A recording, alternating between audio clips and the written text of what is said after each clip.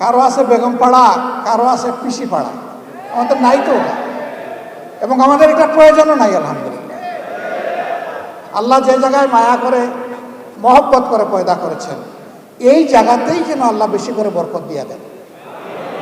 এবং সেই বরকতটা শুধু যারা মুমিন মুসলমান, সাচ্চা মুসলমান না, আল্লাহর পক্ষ থেকে রহমত যখন জোরে ওই নাফরমানও রহমতের অংশীদার হয়ে যায়। দুনিয়ায় সেও তার ভাগ পায়, আখেরাতে আল্লাহ রহমতের হিসাব তার কাছ থেকে নেবে,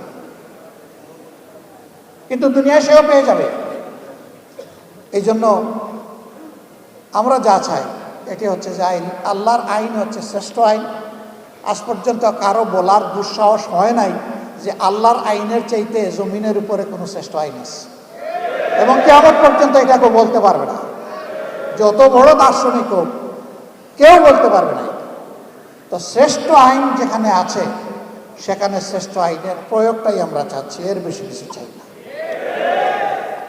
ভয় দেখানো হয়, যদি কোরআনের আইন চালু হয় তাহলে মা বোনরা তো ঘর থেকে বের হতে পারবে না।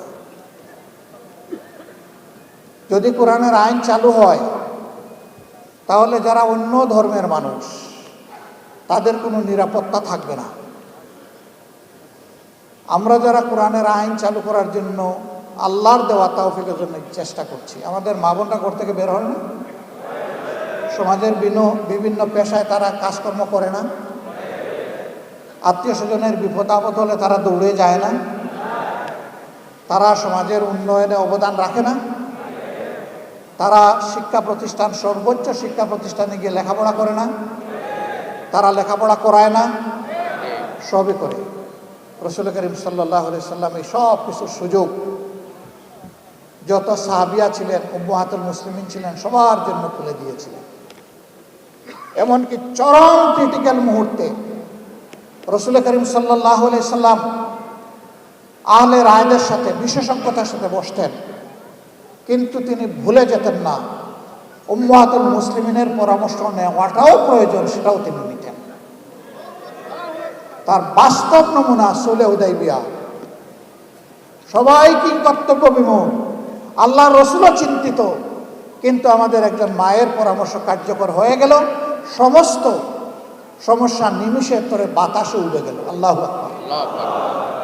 This is beauty of Islam. মায়েদের কোনো মর্যাদাই ছিল না, মা হিসাবে কোনো মর্যাদা ছিল না। ইসলাম এসে তাদের হাতে এই মর্যাদা তুলে দিয়েছে। এর চাইতে বড় মর্যাদা কেউ দিতে পারবে না, যতই মায়া কান্না করে, বরঞ্চ আমাদের সর্বনাশ করবে।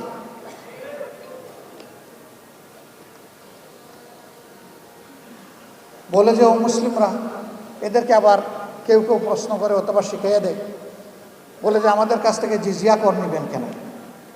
একজন বড় লিডার একটা ধর্মের আমাকে এই প্রশ্ন করলেন। আমি একেবারেই সঙ্গত প্রশ্ন আপনি করেছেন। আচ্ছা, আপনি বলুন তো আমাকে, মুসলমানরা যাদের সম্পদ আছে তাদেরকে তো জাকাত দিতে হবে ইসলামী রাষ্ট্রে, তা তো দিতে হবে, যে আপনি কি জাকাত দিবেন? না, আমি তো মুসলমান না, আমি জাকাত দেবো কেন? তো জাকাত তো আল্লাহ নির্ধারিত ট্যাক্স,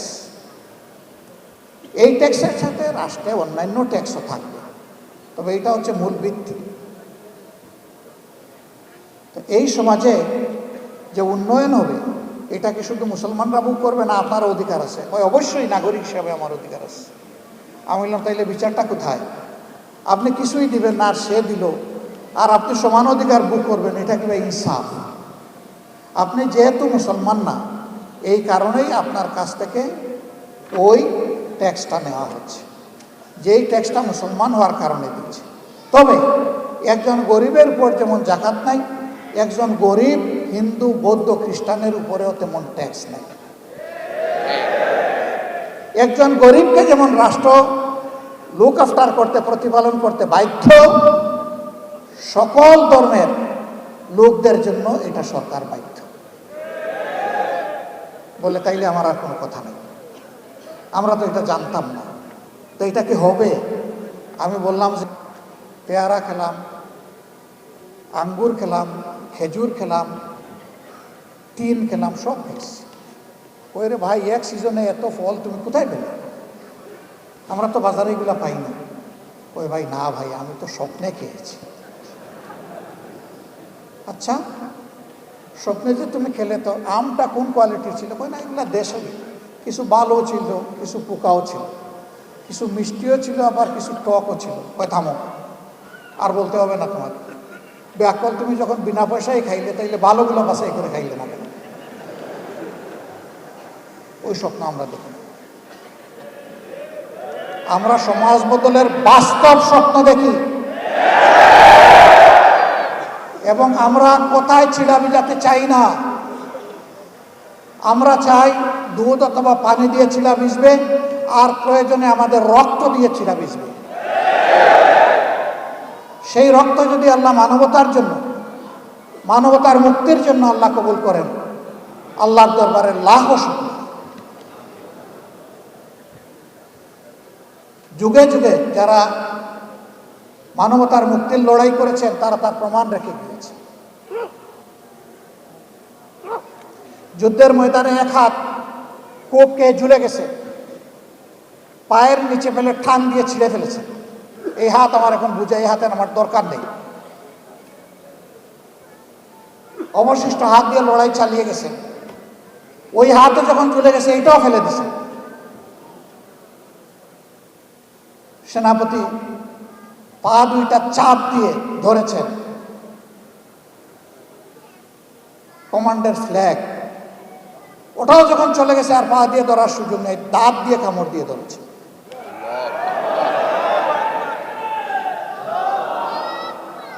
আর মঞ্জিলের দিকে চেয়ে দেখছেন মঞ্জিল কত দূর। আল্লাহ যেন ওই তৌফিকগুলোই আমাদেরকে দান করে।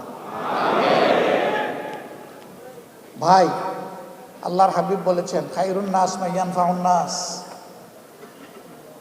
ভাই বোনেরা, সেই মানুষটাই উত্তম যে মানুষের কল্যাণ নিয়ে ব্যস্ত থাকে, চিন্তিত থাকে, পেরেশান থাকে, আর মানুষের অসুবিধা দূর করতে চায়, লেগে থাকে। আমাদের সমস্ত রাজনীতি হবে মানুষের জন্য, মানবতার জন্য। এই কাজে গেলে যে যার সমালোচনা যেভাবে করে করতে থাকুক, আমার কিচ্ছু আসে না। আমরা চলতেই থাকবো ইনশাআল্লাহ। কেউ আমাদের চলার গতি থামাতে পারবে না, বিইজনিল্লাহ। আমাদের কোনো চিন্তা নাই, আল্লাহ আমাদেরকে নিশ্চিন্ত নির্বাহ করে দিয়েছে। ওয়ালা তাহিনু ওয়ালা তাহজানু ওয়া আনতুমুল আ'লাউনা ইন কুনতুম মুমিনিন। তোমরা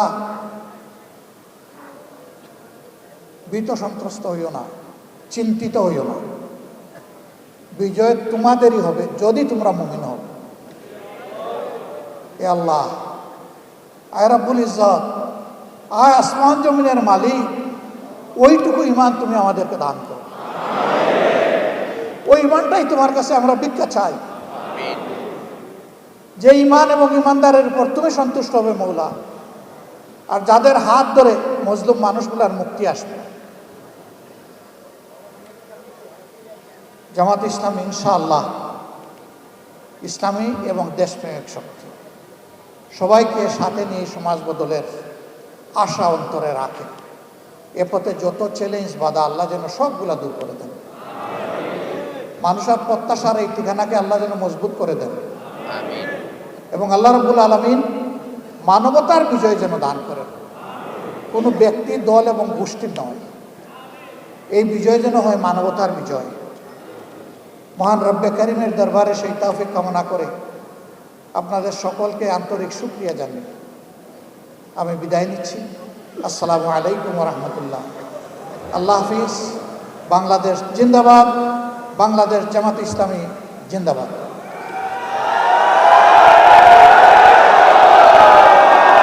সংগ্রামী ভাই এবং বন্ধুগণ, সম্মানিত ভাই এবং বোনেরা, আমাদের সামনে আজকের এই সেই সম্পদটা হচ্ছে সততার সম্পদ। যদি আমাদের দেশে লুণ্ঠন, চুরি, চামারি, বাটপারি না থাকতো, চাঁদাবাজি, দখলদারি না থাকতো, যদি নির্বাচিত প্রতিনিধিগণ, এটা সংসদ হোক অথবা স্থানীয় সরকার হোক, সব জায়গায় যদি তারা সততার পরিচয় দিতেন, আমি যতটুকু বুঝি এই বাংলাদেশ সত্যি আগের এক সরকার বলে গেছিল না, সিঙ্গাপুর, সাংহাই, কি জানি, কানাডা বানাডা অনেক কিছু বলে গেছে না, রিয়েলি ওই রকমই একটা দেশ হইত। তারা ঠিকই সিঙ্গাপুর, সাংহাই এবং কানাডা তৈরি করেছে, তবে 18 কোটি মানুষের জন্য নয়, তাদের নিজেদের জন্য।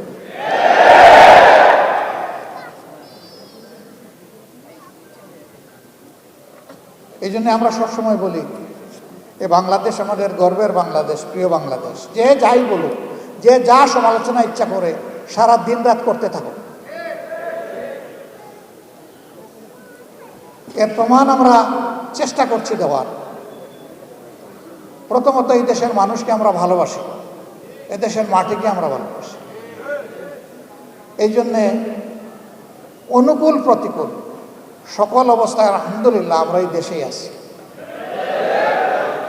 অনুকূল অবস্থায় থাকতে তো কোনো সমস্যা নাই, কিন্তু যখন প্রতিকূলতা দেখা দিবে তখন থাকাটা হলো অনেক চ্যালেঞ্জের। মৌলানা দেলোয়ার হোসেন সাঈদীর জন্য দুনিয়ায় কি কোনো দেশ ছিল না? মতিউর রহমান নিজামী রাহিমাহুল্লাহর জন্য কোনো দেশ ছিল না? আমাদের আইকন, মাতার তাজ অধ্যাপক গোলাম আজম রাহিমাহুল্লাহর জন্য কোনো দেশ ছিল না? বহু দেশ আমাদের কাছে প্রস্তাব দিয়েছে, এরা শুধু তোমাদের দেশের সম্পদ নয়, এরা বিশ্বের মুসলমানদের সম্পদ, তোমরা আমাদের জন্য কিছুদিনের জন্য তাদেরকে দিয়ে দাও। আমরা তাদেরকে জবাব দিয়েছি, আপনাদের আন্তরিকতায় আমরা মুগ্ধ, ভালোবাসায় মুগ্ধ। আপনারা দোয়া করতে থাকেন, যতদিন আল্লাহ হায়াত দিয়েছেন তারা যেন মর্যাদার সাথে এই দেশে থাকতে পারে। কিছু নপুংসক বলে মর্যাদা আল্লাহ যারে দেয় তার কি জেলে যাওয়া লাগে? আরে তোমরা তো আগে বলেছিলে, এখন তোমাদের ব্যাপারে আমরা কি বলবো একটু বলো তো। আমরা ওটা বলতে চাই না। এরা বিবেকহীন, বুবা, বেওকুফ। আল্লাহর নবীরা জেল কেটেছে, তো নবীর উম্মতদের সেই সুন্নত পালন করতে হবে না? আমাদের নবী কিন্তু একজন না, আমরা এক নবীর উম্মত, কিন্তু আল্লাহর সমস্ত নবীরা আমাদের নবী। ইসলামই একমাত্র ধর্ম সমস্ত নবীর নাম শুনলে সম্মান প্রদর্শন করে। আরেকটা ধর্ম এরকম দুনিয়া এখন খুঁজে পাওয়া যাবে না যে সমস্ত নবীকে সম্মান করে, কমপক্ষে 1-2 জনকে কুচা মারে। This is Islam, Islam and only Islam. এটাই একমাত্র অসাম্প্রদায়িক ধর্ম। না রে ভাই, দেশের ভিতর থেকে আমরা দাওয়াত পেয়ে যাইনি, আবার দেশের বাইরে থাকা লোকটাকে কেউ আটকায় রাখতে পারেনি। তিনিও সকল মায়ার বাঁধন, ওই জগতের মায়াজাল ছিন্ন করে তার দায়িত্বের অনুভূতির কারণে তিনি একজন ফাইটার হিসাবে, আল্লাহর একজন সৈনিক হিসাবে আদালতে দাঁড়িয়ে তিনি বলবেন, আমার বিরুদ্ধে যত অভিযোগ, হে আল্লাহ তুমি সাক্ষী থাকো, সব মিথ্যা। তাই তারা করেছেন, আমরা ছেড়ে যাব না। হ্যাঁ, আল্লাহ তাআলার নির্দেশে বিশেষ প্রয়োজনে যদি কখনো যেতে হয় সেটি ভিন্ন, কিন্তু শুধু যান বাঁচানোর জন্য, একটু শান্তিতে মায়ার জালে একটু গোড়াগড়ি করার জন্য ইসলামী আন্দোলনের লোকেরা যায়নি, ইনশাল্লাহ যাবে না।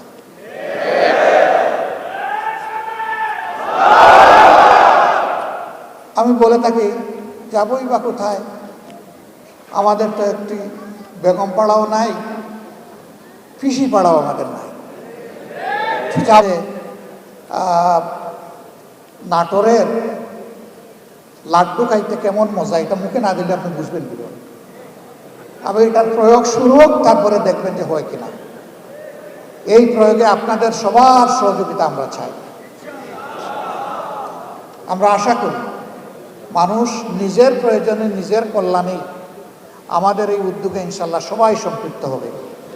আমরা তার আলামত চতুর্দিকে এখন দেখতে পাচ্ছি আলহামদুলিল্লাহ। আলহামদুলিল্লাহ। এখন আমাদের বিভিন্ন ধর্মের ভাইয়েরা আসছেন আমাদের সাথে ওপেন মঞ্চে পাবলিক মিটিংয়ে, তারা নিজের থেকেই বলছেন 54 বছর জামাতে ইসলামের কোনো নেতাকর্মী আমাদের 1 ইঞ্চি জমি চলে বলে কৌশলে আমাদের কাছ থেকে কেড়ে নেয় নাই। আমাদের কোনো মায়ের ইজ্জতে, আমাদের কোনো বোনের ইজ্জতে, আমাদের কোনো মেয়ের ইজ্জতে হাত দেয় নাই। আমাদের ঘর বাড়িতে আক্রমণ চালায় নাই, আমাদেরকে বাস্তুবিতাহীন করে নাই, আমাদের কাছ থেকে চাঁদা দাবি করে নাই। আমরা শিখাইয়া দেই না রে ভাই, তাদেরকে বলি যে আপনি আপনার মনের মতো করে যা ইচ্ছা তাই বলতে পারেন, আপনি বলতে থাকেন। হ্যাঁ, তারা সেখানে এসে তাদের উপর নির্যাতনের কিছু কথা বলে কিছু দুঃখের কাহিনী শোনায়। আমরা তখন লজ্জিত হই যে আমরা না করি, কেউ না কেউ তো তাদের উপরে এই জুলুমগুলা করে। অথচ আমরা ভাষাভাষী প্রতিবেশী, যুগ যুগ ধরে এক জায়গায় বসবাস করে আসছি। লেখাপড়া করতে গেলে একই বেঞ্চে বসে একই ডেস্কে বই রেখে আমরা লেখাপড়া করেছি। আজকে আমাদের এই সহযাত্রীদের সাথে এই আচরণ কেন? হ্যাঁ, আমরা চেষ্টা করেছি আমাদের দলটাকে সেইভাবে গড়ে তুলতে, নিয়ন্ত্রণ করতে। আমরা আশা করি এই দলের হাতে আল্লাহ যদি দেশ পরিচালনার দায়িত্ব দেন, এখন আমরা দল নিয়ন্ত্রণ করেছি, আমরা ইনশাআল্লাহ দেশও নিয়ন্ত্রণ করতে পারি।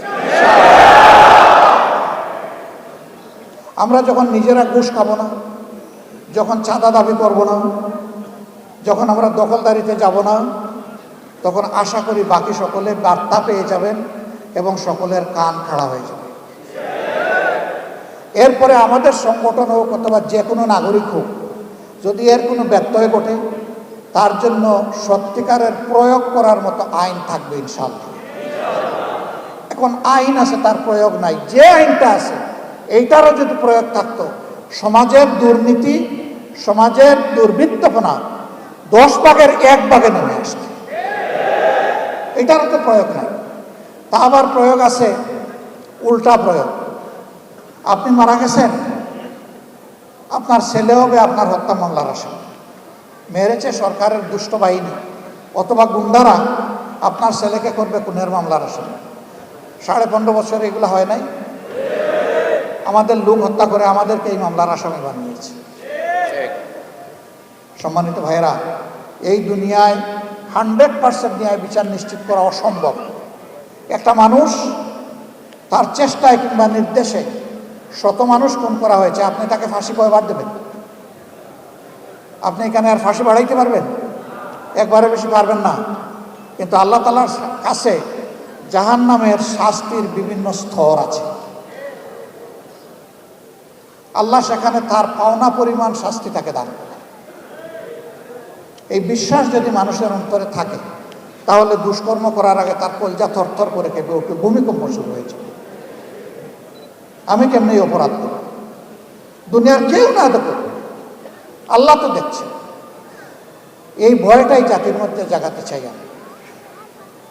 এমন একটি সমাজ যদি ইনশাআল্লাহ বাংলাদেশে গড়ে ওঠে, তাহলে জাতি, ধর্ম, দলমত নির্বিশেষে সকলে উপকৃত হবে। এই রূপন সম্মেলনে আজকে যারা হাজির হয়েছে, তারা সমাজ বদলের স্বপ্ন দেখেন। সেই স্বপ্ন যেন ওই লোকের স্বপ্নের মতো না হয়। একজন তার বন্ধুদেরকে বলেছে, গত রাতে খুব তৃপ্তি নিয়ে খেয়েছি পেট করে। গত রাত্রে কখন ডিনার? জি না, ডিনার না। ওই যে ডিনার কি খেয়েছিল? বলে হ্যাঁ, তা খেয়ে তো ঘুমিয়ে পড়েছিলাম। ঘুমিয়ে পড়েছিলে, ঘুম ভেঙে তুমি কি সাহারি করেছো? কোথাও না। তাইলে কি খেলে? কই যে আম খেলাম, জাম খেলাম, লিচু খেলাম, তারপরে আপনার কমলা খেলাম, ড্রাগন খেলাম।